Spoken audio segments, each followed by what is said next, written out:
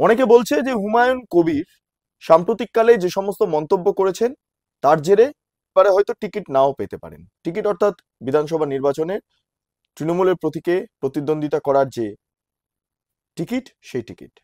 শরীর স্বাস্থ্য যা আছে তাতে নির্বাচনে লড়ার মতো সব রকম ভাবেই আমি প্রস্তুত আছি।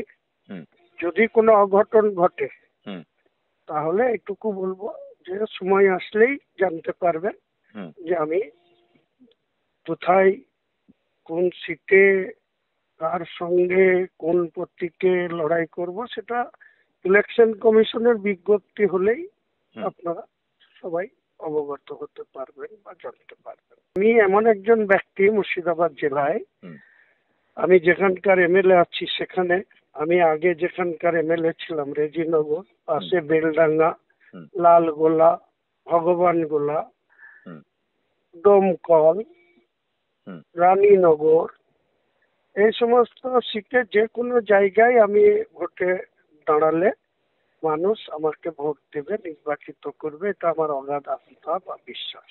নমস্কার, আপনারা দেখছেন বেঙ্গল লিবার্টি। আমি বিট্টু রায় চৌধুরী। হুমায়ুন কবির ভরতপুরের বিধায়ক, মুর্শিদাবাদের শাহিনশাহ বলা হয়।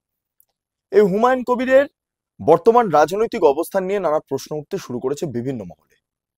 অনেকে বলছে যে হুমায়ুন কবির সাম্প্রতিককালে যে সমস্ত মন্তব্য করেছেন তার জেরে রাজ্যের মুখ্যমন্ত্রী মমতা বন্দ্যোপাধ্যায়, তথা তিনি তৃণমূল সুপ্রিমো বটে, তার পাশাপাশি তৃণমূলের যুবরাজ অভিষেক বন্দ্যোপাধ্যায় উভয় যথেষ্ট ক্ষুব্ধ, এবং সেই কারণে তার কিছু মতামতকে সামনে রেখে যে রাজনৈতিক জল্পনা বৃদ্ধি হয়েছে তার প্রেক্ষিতে দাঁড়িয়ে দুজনে গোঁসা করে আছেন, ক্ষুব্ধ হয়ে আছেন। সেই জন্য হুমায়ুন কবির এবারে হয়তো টিকিট নাও পেতে পারেন। টিকিট অর্থাৎ বিধানসভা নির্বাচনে তৃণমূলের প্রতীকে প্রতিদ্বন্দ্বিতা করার যে টিকিট, সেই টিকিট। ফলে এক্ষেত্রে দাঁড়িয়ে হুমায়ুন কবির কি করবেন, এটা নিয়ে প্রশ্ন বিস্তার। আমি কথা বললাম হুমায়ুন কবিরের সঙ্গে। তিনি আজকে বিধানসভায় আসতে পারেননি, তিনি মুর্শিদাবাদে রয়েছেন, এবং তার সঙ্গে যোগাযোগ করার পর তিনি যেই বক্তব্যটা তুলে ধরলেন বা তার যে প্রতিক্রিয়া বেঙ্গল লিবার্টিকে দিলেন, সরাসরি আপনারা শুনে নিন। সেটা হলো যে আপনি এবারে নাকি টিকিট পাবেন না, এমন বিভিন্ন মহলে জল্পনা দানা বাজছে। আপনি এর আগে আমাকে বলেছিলেন যে আপনি একাই লড়তে পারবেন, আপনার সেই ক্ষমতা রয়েছে।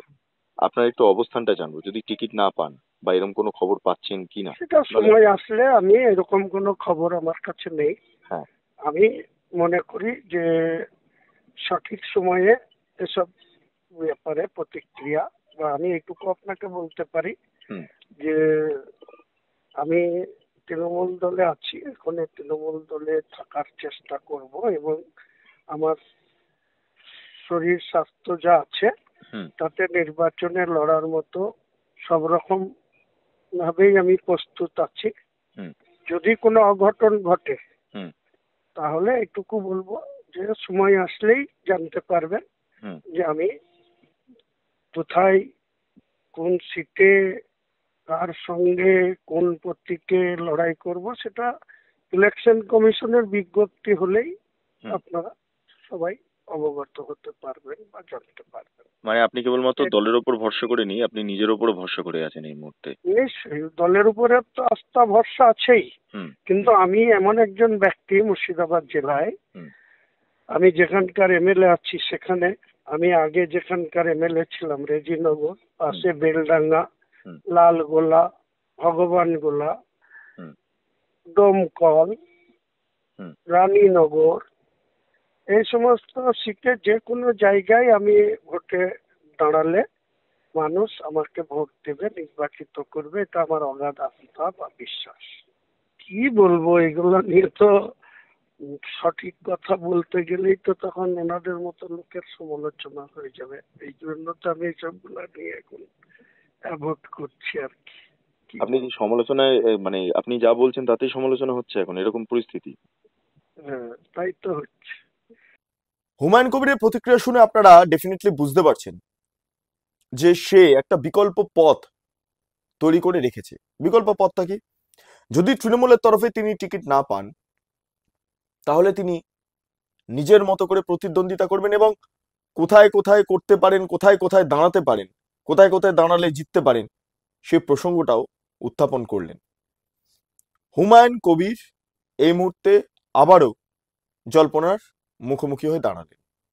এ বিষয়ে কোনো সন্দেহ নেই যে ভরতপুর সহ মুর্শিদাবাদের বিস্তীর্ণ অঞ্চলে হুমায়ুন কবির একটা দাপট নিয়ে চলেন। তার একটা দাপট রয়েছে। অনেকেই বলেন তিনি ইতিমধ্যে বাবরি মসজিদও নির্মাণ করবেন এমনটা একটা পরিকল্পনা নিয়েছেন। কোথাও গিয়ে মুসলিম ভোট যেটা রয়েছে না, সে মুসলিম ভোটটাকে একাট্টা করতে চাইছেন। হুমায়ুন কবির বাঙালি মুসলিম এই শব্দটার প্রতি বিশেষ জোর দেন। তিনি মনে করেন বাঙালি মুসলমানরাই তার ভোটার এবং মুর্শিদাবাদ থেকে শুরু করে বিস্তীর্ণ অঞ্চলে তিনি সংশ্লিষ্ট বাঙালি মুসলমানদের সমর্থন পাবেন। তিনি বাংলাদেশি মুসলমানদের পক্ষে নন। সেখানে দাঁড়িয়ে যারা গ্রেটার বাংলাদেশের স্বপ্ন দেখেন তারা নন, তাদের তিনি সহ্য করতে পারেন না। হুমায়ুন কবির যাদেরকে সহ্য করতে পারেন তারা বাঙালি মুসলমান, যারা এতদিন ধরে তৃণমূলকে ভোট দিয়েছিল।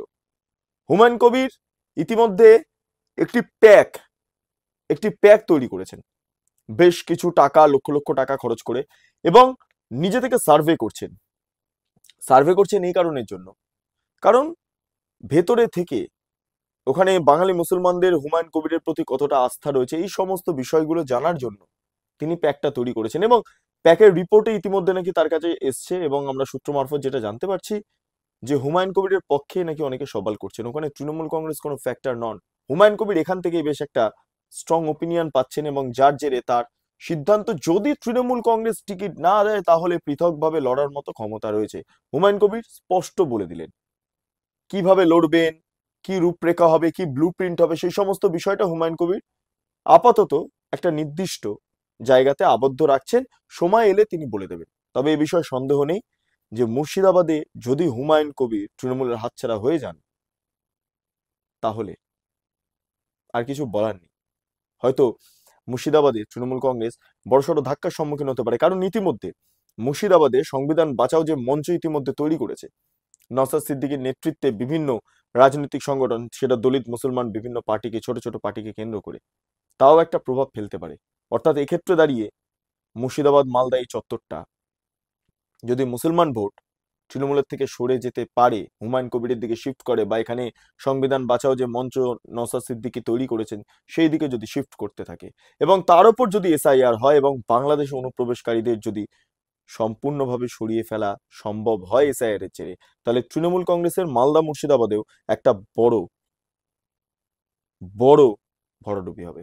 এ বিষয়ে কোনো সন্দেহ নেই, কারণ রাজনৈতিক পরিস্থিতি সেই দিকেই যাচ্ছে। সাম্প্রতিককালে আবার মালদা মুর্শিদাবাদের বিস্তীর্ণ অঞ্চলে যে সমস্ত হিন্দু ভোটাররা আছে, তারা যারা তৃণমূলকে এতদিন ধরে ভোট দিয়েছিলেন, তারা ক্রমে এবার অন্যত্র শিফট করছেন। সেটা কংগ্রেসে যাচ্ছে নাকি সেটা সিপিএম এ যাচ্ছে নাকি সেটা বিজেপিতে যাচ্ছে সেটা পরের বিষয়, তবে তৃণমূল থেকে যে মুখ ফিরিয়ে নিচ্ছে এ বিষয়ে কোনো সন্দেহ নেই। এই আবহে দাঁড়িয়ে আপনারা কি ভাবছেন সেটা কমেন্টে জানান। আপনারা এতক্ষণ ধরে দেখছিলেন বেঙ্গল লিবার্টি। চ্যানেলটি ভালো লাগলে লাইক করুন, সাবস্ক্রাইব করুন, শেয়ার করুন, বেল আইকন ক্লিক করুন। পাশাপাশি স্বাধীন কাছেহীন গেরিলা সাংবাদিকতার পাশে দাঁড়ান। এবং আরেকটি কথা, www.bengalliberty.com, সেখানে ক্লিক করুন। সমস্ত খবর আপনাদের জন্য সাজানো রয়েছে। অসংখ্য ধন্যবাদ।